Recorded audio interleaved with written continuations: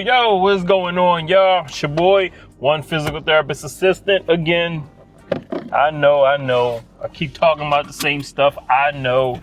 I know. Same old story, right? Lessons from old people giving you the same old stuff. That's right, because that's what they do. They give me the same stuff over and over again. And I like it. It's interesting. It just gets remixed in a different package. Today it got remixed in another package. Had a guy. I don't know if y'all getting tired of the stories of the people with 2 and 3 homes and big boats and big trucks and big cars and a bunch of stuff that when they hit the 70s and 80s, it's time to say goodbye. It's time to say goodbye. I know they enjoyed it, they had fun with it. Yes, they did. But it all comes to an end. Hey, y'all, I had somebody today who lived in the house they grew up in. Did you hear me? The home they grew up in. I think that's cool. I try to think of all the houses I've been in and out of, and if I would like to live in any of those houses I grew up in. Heck no. I grew up in some of the worst parts of Baltimore City, and if I was still there, let's just say if I was still there, I probably wouldn't be here. You feel me? If I stayed in my childhood home, I probably would not be talking to you right now. Probably wouldn't be able to talk because I'd be gone. Oh man. But yeah, see, I met a lady today who is still living in the home she grew up in. Shout out to her mom and dad for leaving her and her siblings their home. She actually lives in the home with her siblings still. But you know what? You know what they don't do anymore?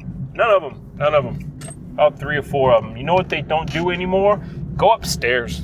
Can you imagine? Hey, look, this is interesting. Can you imagine living in your childhood home? Stay with me.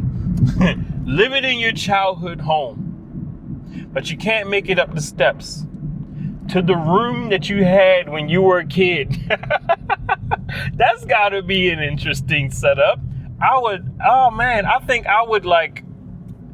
would really be determined to get up steps. I want to go see my old bedroom. Yes, I met somebody today who grew up in their childhood home, but doesn't go up the steps anymore, can't go up the steps anymore. Live with brothers and sisters. None of them go up the steps. So basically, none of them can go up to their childhood bedrooms. Oh, ain't that interesting? I think that's the first. I never met a person like that. She said that mom and dad had the attic turned into a bedroom, and she had the attic, so it was 3 stories. She had the attic bedroom, and then her brothers and sisters had the bedrooms below on the 2nd floor. But none of them go up anymore. No more going up to their old childhood rooms. None of them going up to their old childhood rooms. I thought that was very interesting. I asked her, I said, do you every now and then try to go up there? She was like, nope. She knows her limitations. She doesn't even try. But she said the rooms are still like almost set up how they were when they were little. Very, very interesting. But anyway, y'all, today's video, man, I'm gonna tell y'all about a friend I just made. A former blue-collar welder.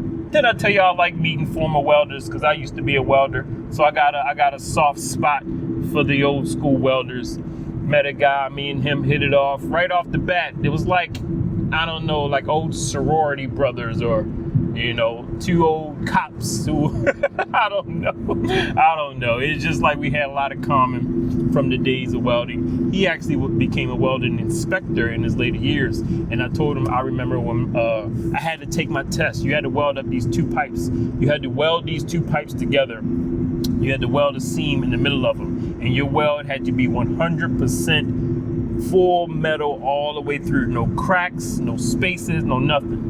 I failed my first try, but the second try knocked it out. And I kept my test piece because they send it back to you. They send it back to you in 2 halves because they got to cut it open right at your weld. So they send it back to you at 2 welds to show you, full metal all the way through. And now I'm mad because I kept it, but I can't remember what I did with it. I probably chucked it somewhere.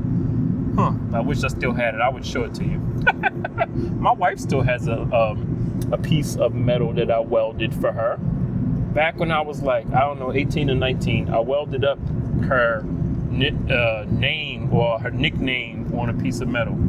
If I find it, I'll take a picture of it and show it to you. But I did it way, way back in the day. But anyway, my man was a welder. My old blue collar workers. It's always my old blue collar workers who buy all the toys. And my man had some toys. He had some toys.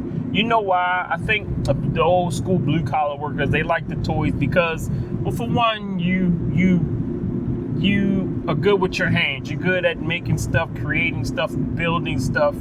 So when it comes to like trucks and boats and cars and homes and toys, you're into that kind of stuff because that's what you do for a living. You make stuff, you create stuff.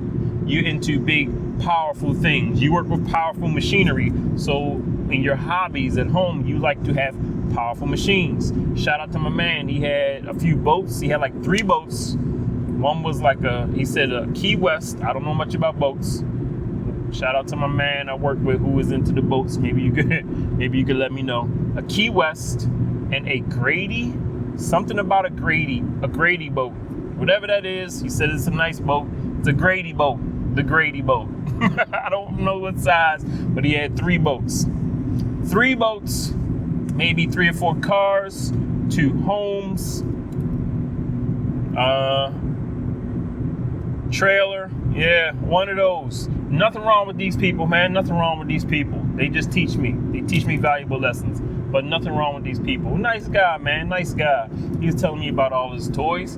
And I'm just, learning. And I'm asking him about, what is his plan for his toy collection. And he says he's going to try and continue to try to manage them. But he knows that time is coming close to an end. He even said that when he gets on his boat, he can't stay on the boat long because his back starts to hurt. I guess he's got not much support on the boat, so his back starts to bother him. So he can't spend much time on the boat like he used to. The big cars, hardly drives them anymore. Doesn't drive at night. Has a trailer. I think he stays in between 2 states. He stays in between Delaware and New Jersey. Has a trailer. Is paying trailer park, not trailer park. He called it camp resort. Camp resort lot rent, I guess. Like $4,000 a year, back and forth between 2 states. He's one of those people, man. One of those people. And there's nothing wrong with none of this stuff. Nothing wrong with none of this stuff. He enjoys it. He has enjoyed it.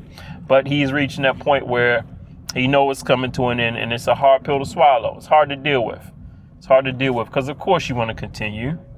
But it's causing you more burden now because you've held on to it. Really cool guy. But my big takeaway from him was, if I like big toys, if I like fast cars, if I like nice boats, I'm going to go the rental route. He's the one that told me that BOAT stands for bring out another 1,000. Something like that.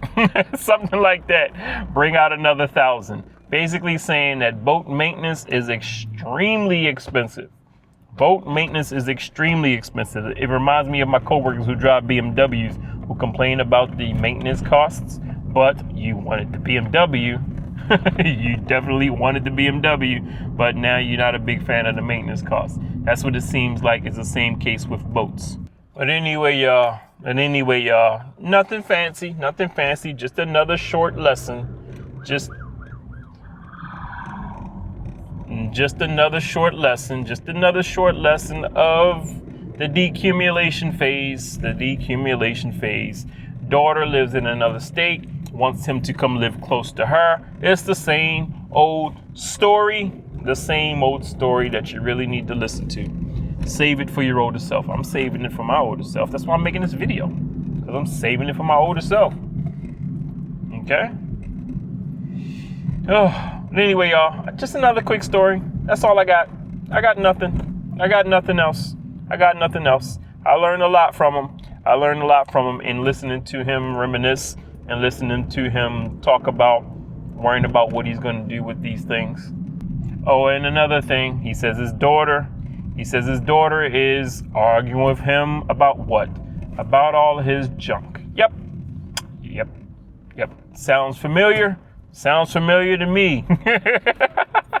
That is a story near and dear to my heart. I empathize with his daughter. He says she's in another state, but she's always getting on him about his stuff. Yep, his stuff. But you know how it goes, y'all. This is America. Don't catch you slipping now. That's how it goes, man. Oh, man. So do with that information what you will. I know what I'm doing with that information. I know what I'm doing. All right. So as I get stuck in this beach traffic, people coming from the beaches, going back home, make sure y'all always respect your elders. Always respect them and listen to their stories. Listen to their stories. All right. Please be safe. Please help people whenever you get a chance. And I will holler at y'all in the next video.